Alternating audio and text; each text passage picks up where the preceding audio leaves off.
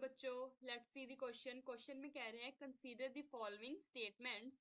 First statement है हमारे पास, embryologically pulmonary arteries originate from truncus arteriosus. And B हमें कह रहे हैं there are total 2 pulmonary veins in humans. Now choose the correct option. A option है हमारे पास statement 1 is correct but 2 is incorrect. B है statement 1 is incorrect but 2 is correct. C है both statements are correct. And last हमारे पास है दोनों की दोनों स्टेटमेंट्स क्या है हमारे पास, इनकरेक्ट।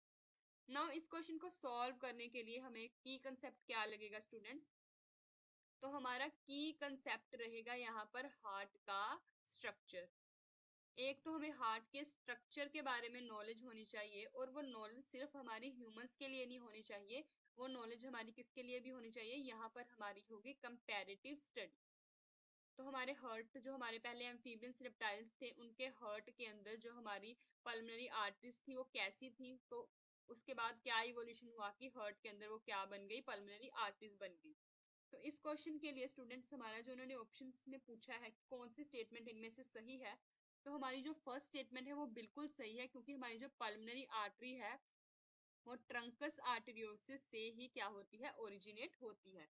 और अगर दूसरी स्टेटमेंट वो कह रहे हैं कि हमारे पास टोटल कितनी पल्मोनरी वेन्स हैं, वो कह रहे हैं 2 पल्मोनरी वेन्स हैं किनके अंदर, ह्यूमन के अंदर। तो ये वाली स्टेटमेंट हमारी क्या है, बिल्कुल गलत है, क्योंकि हमारे अंदर 4 पल्मोनरी वेन्स होती हैं। कितनी होती है, 4 पल्मोनरी वेन्स। अब जो 4 पल्मोनरी वेन्स होती हैं ये कैसे होती हैं, इसके अंदर होती है इस तरह कि 2 और 2, 2 वेन्स और 2 वेन्स ईच लंग से क्या होती है, ओरिजिनेट होती है। ईच लंग से क्या होती है, ओरिजिनेट। तो हमारे पास कितने लंग्स होते हैं, हमें पता है हमारे लंग्स होते हैं 2, मतलब पेयर में प्रेजेंट होते हैं, तो 2 एक से और 2 एक से आती हैं, तो टोटल कितनी हो गई, 4।